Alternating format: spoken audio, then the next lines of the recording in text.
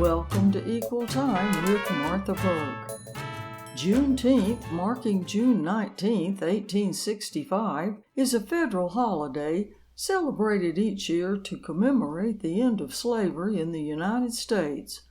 Most people think that was the day President Lincoln issued the Emancipation Proclamation freeing the slaves. Wrong.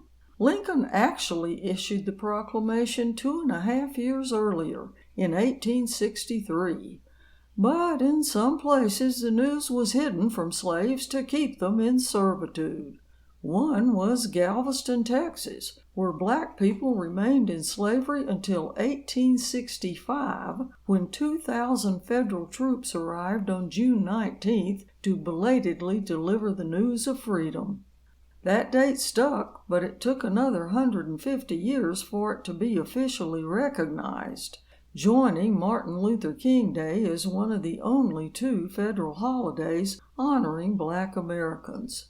Juneteenth still might not be a national holiday but for one fearless woman, Opal Lee. In 1977, Lee helped found the Black Historical Society in her hometown of Fort Worth, Texas.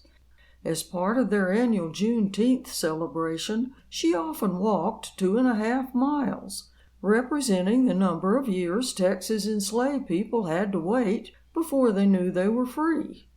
In 2016, at age 89, Lee decided to go bigger, walking 2.5-mile segments along a 1,300-mile route from Fort Worth to Washington, D.C., where she delivered 1.6 million signatures in support of official recognition of Juneteenth, arriving in the nation's capital in January 2017.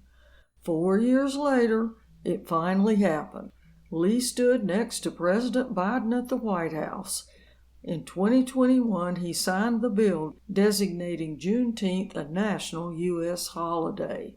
But that's not the end of the story. The next year, when Lee was 95, she was successful in getting the $70 million National Juneteenth Museum approved and funded. It'll be open in Fort Worth on Juneteenth 2024. So, however you spend Juneteenth, be it a picnic, church service, commemorative ceremony, or just enjoying an official day off, don't forget about Opal Lee, the woman who made it possible. Thanks for listening to Equal Time. I'm Martha Burke.